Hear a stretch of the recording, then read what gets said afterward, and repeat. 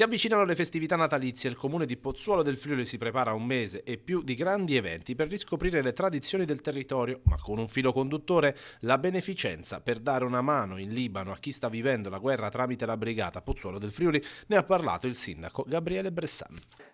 Mi piace sottolineare che sullo sfondo di tutte queste manifestazioni che vanno fino al 6 gennaio abbiamo posto la solidarietà.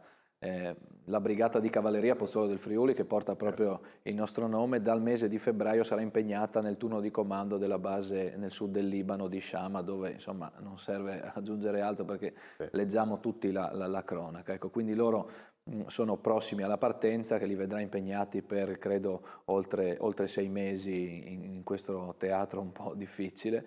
Quindi stiamo promuovendo una raccolta fondi con la quale andremo ad acquistare beni di prima necessità, quindi in particolare calzature, abbigliamento e medicinali nelle realtà del territorio. Quindi noi promuoviamo una raccolta fondi, acquistiamo sul territorio, poi lo consegneremo direttamente al comando della brigata, che li utilizzerà proprio sul territorio come diciamo, supporto alla popolazione. Ecco, c'è questo filo diretto, ci ha fatto piacere insomma, metterlo sullo sfondo di tutte queste manifestazioni natalizie, anche perché insomma, il nome della brigata è il nome del nostro paese, e quindi insomma, che sia accostato anche in questo periodo natalizio alla solidarietà ci fa molto piacere. Ecco, quindi un programma ricco Sì. e intenso, però con la solidarietà sullo sfondo.